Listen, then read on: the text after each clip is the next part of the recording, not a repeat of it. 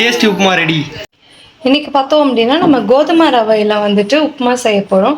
நம்ம அந்த பிரியாணி செய்வோம் இல்லைங்களா, அந்த ஸ்டைல்லே வந்து செய்யலான்ட்டு இருக்கோம். எப்படி செய்ய போகிறோம் அப்படின்னா, அதுக்கு தேவையான பொருட்கள் கோதுமை ரவை.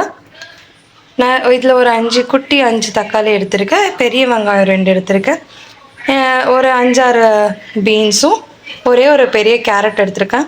ஸோ இஞ்சி பூண்டு பேஸ்ட், மிளகாத்தூள், மஞ்சத்தூள், உப்பு, இதை வச்சு நம்ம சூப்பராக வந்துட்டு கோதுமை ரவையில் வந்து பிரியாணி டேஸ்ட்டில் வந்துட்டு நம்ம வந்து பிரியாணி உப்புமா செஞ்சு இப்போ வந்து நம்ம சாப்பிட போகிறோம்.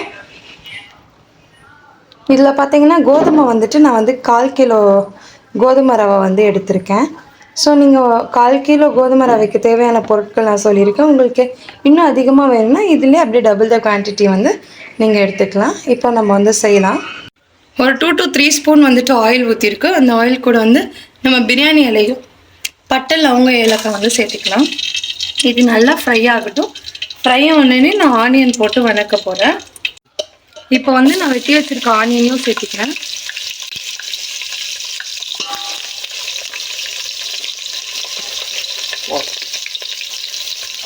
இப்போ இதெல்லாம் நல்லா நம்ம வந்துட்டு ஃப்ரை பண்ணிக்கலாம்.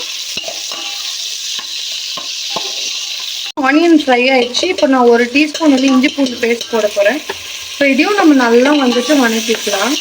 இப்போ வந்து நம்ம இந்த கேரட் பீன்ஸையும் போட்டு அந்த வெங்காயத்துலேயே நம்ம வதக்கிக்கலாம்.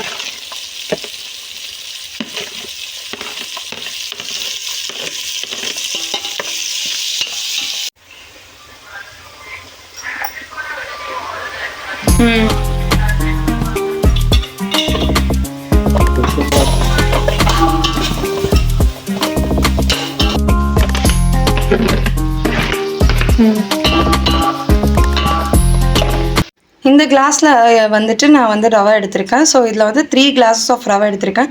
ஸோ இதில் வந்துட்டு நான் வந்து ஒரு கிளாஸுக்கு ட்ரிபிள் த அமௌண்ட் ஆஃப் வாட்டர்னு கணக்கு பண்ணி 3 கிளாஸ்க்கு நான் 9 glass ஆஃப் வாட்டர் ஊற்ற போகிறேன். ஊற்றி அந்த வாட்டர் நல்லா கொதிச்சு வரும்போது நம்ம இந்த வச்சுருக்கோம் இல்லைங்களா, இந்த ரவை போட்டு அதோட மிக்ஸ் பண்ணிவிட்டு நான் உங்களுக்கு வந்து காமிக்கிறேன்.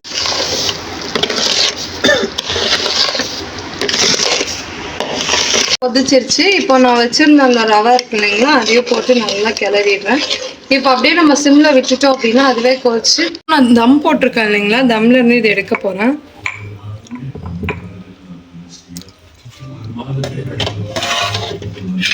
இப்போ நம்மளுக்கு சூடான ரவை உப்புமா ரெடி ஆயிடுச்சு. நம்ம இப்போ வந்து டேஸ்ட் பண்ணலாம்.